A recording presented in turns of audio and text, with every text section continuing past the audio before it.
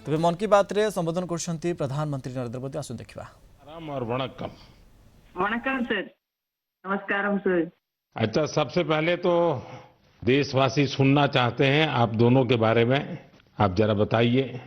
Sir मैं lieutenant commander दिलना हूँ और मैं इंडियन नेवी में लॉजिस्टिक्स कैडर से हूँ सर। मैं नेवी में 2014 में कमीशन हुई थी सर और मैं केरला में कोझिकोड से हूँ सर। मेरा फादर आर्मी में थे और मेरा मदर हाउसवाइफ है। मेरा हस्बैंड भी इंडियन नेवी में ऑफिसर है सर और मेरा सिस्टर एनसीसी में नौकरी करती है। जय हिंद सर, मैं लेफ्टिनेंट कमांडर रूपा हूँ और मैं navy 2017 naval armament inspection cadre में ज्वाइन किया है और मेरे फादर तमिलनाडु से है और मेरे मदर पौंडीचेरी से है। मेरे फादर एयरफोर्स में थे सर। एक्चुअली डिफेंस ज्वाइन करने के लिए मुझे उनसे ही प्रेरणा मिली और मेरी मदर होम मेकर थी। अच्छा दिलना और रूपा, आपसे मैं जानना चाहूंगा कि आपकी जो सागर परिक्रमा में आपका एक्सपीरियंस देश सुनना चाहता है और मैं पक्का मानता हूं ये कोई सरल काम नहीं है, कई कठिनाइयां आई होगी, बहुत मुश्किलें आपको पार करनी पड़ी होगी। जी सर, मैं आपको ये बोलना चाहती हूँ कि लाइफ में सर एक बार हमें ऐसा मौका मिलता है जो हमारी जिंदगी बदल देती है सर।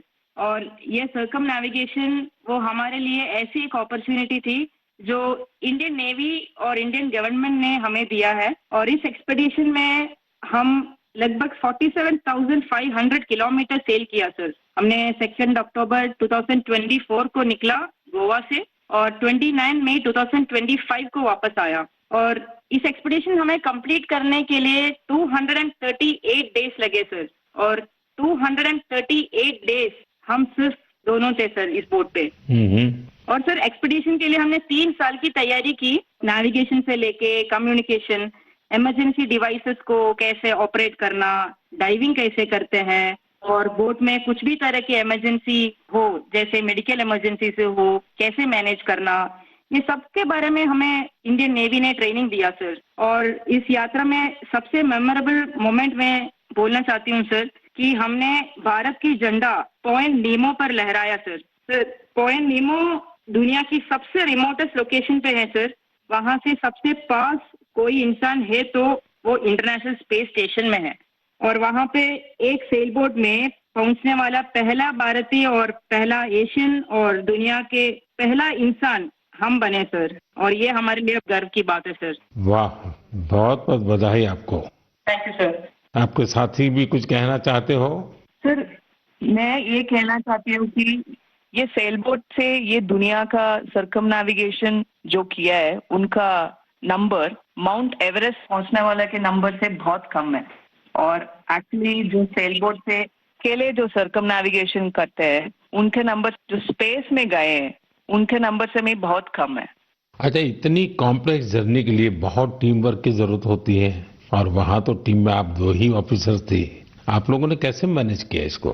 जी सर, ऐसे यात्रा के लिए हम दोनों को एक साथ मेहनत करना पड़ता था और जैसे लेफ्टिनेंट कमांडर दिलना ने बोला ये अचीव करने के लिए सिर्फ दोनों था बोट पे और हम बोट रिपेयरर थी, इंजन मैकेनिक थी, sail maker, medical assistant, cook, cleaner, diver, navigator और सब कुछ एक साथ बनना पड़ता था। और ये हमको अचीव करने के लिए इंडियन नेवी का बड़ा कंट्रीब्यूशन था और हमको हर तरह की ट्रेनिंग दिया है।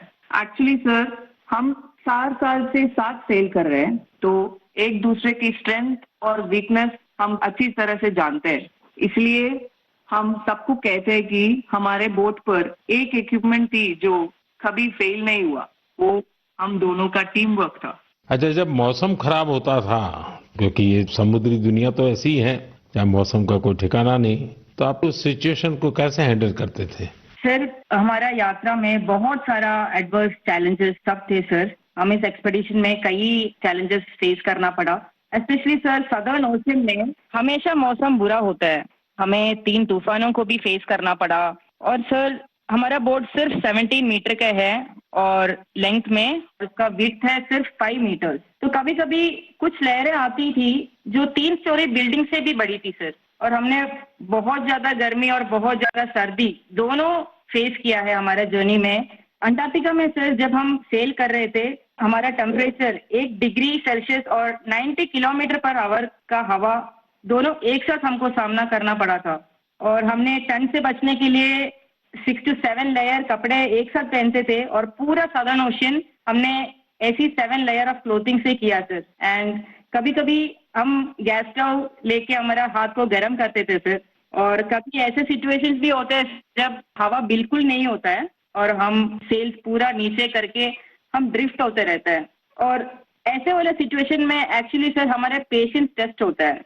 लोगों को सुन करके भी बहुत हैरानी होगी कि हमारे देश की बेटियां ऐसा कष्ट उठा रही हैं। अच्छा, इस परिक्रमा के दौरान आप अलग अलग देशों में रुकती भी रही, वहां क्या एक्सपीरियंस होता था? जब भारत की दो बेटियों को लोग देखते होंगे तो उनके मन में बहुत सारी बातें रहती होंगी।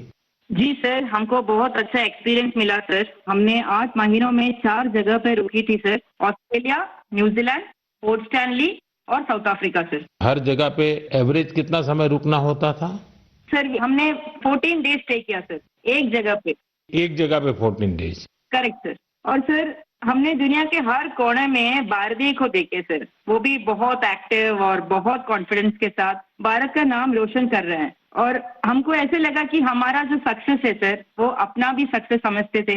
एंड हर जगह पे हमें अलग अलग एक्सपीरियंस मिला। जैसे ऑस्ट्रेलिया में वेस्टर्न ऑस्ट्रेलियन पार्लियामेंट के स्पीकर ने हमें बुलाया, वो हमें बहुत मोटिवेट किया सर। और हमेशा ये ऐसे सब चीज होता है सर, हमें बहुत गर्व होता था। और जब न्यूजीलैंड में गए तब माओरी लोगों ने हमें स्वागत किया और हमारा भारतीय कल्चर के लिए बहुत रेस्पेक्ट दिखाया सर।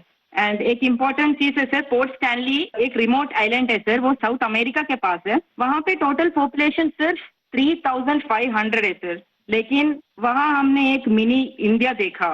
एंड वहाँ पे 45 इंडियंस थे। उन्होंने हमें अपना समझा और हमें घर जैसा महसूस कराया सर। अच्छा, देश की उन बेटियों के लिए आप दोनों क्या मैसेज देना चाहेगी जो आपकी तरह ही कुछ अलग करना चाहती हैं?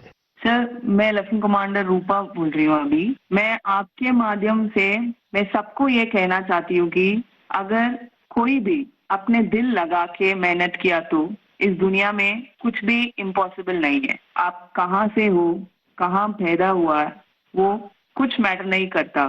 सर ये हम दोनों का इच्छा है कि भारत की युवा और महिलाएं बड़े बड़े सपना देखें और फ्यूचर में और गर्ल्स और विमेन डिफेंस में, स्पोर्ट्स में, एडवेंचर में शामिल होके देश का नाम रोशन करें। दिलना और रूपा, आपकी बातें सुनकर मुझे भी बहुत रोमांच अनुभव हो रहा है कि कितना बड़ा साहस आपने किया है। आप दोनों को मेरी तरफ से बहुत बहुत धन्यवाद। निश्चित तौर पर आपकी मेहनत, आपकी सफलता, आपकी अचीवमेंट देश के युवकों को, देश की युवतियों को बहुत प्रेरित करेगी। ऐसे ही तिरंगा लहराते रहिए। भविष्य के प्रयासों के लिए आपको मेरी ढेरों शुभकामनाएं। Thank you sir. बहुत बहुत धन्यवाद। वणक्कम, नमस्कारम। नमस्कार सर। साथियों, हमारे पर्व त्योहार भारत की संस्कृति को जीवंत बनाए रखते हैं। छठ पूजा ऐसा एक पावन पर्व है जो दिवाली के बाद आता है। सूर्य देव को समर्पित यह महापर्व बहुत ही विशेष है। इसमें हम डूबते सूर्य को भी अर्घ्य देते हैं, उनकी आराधना करते हैं।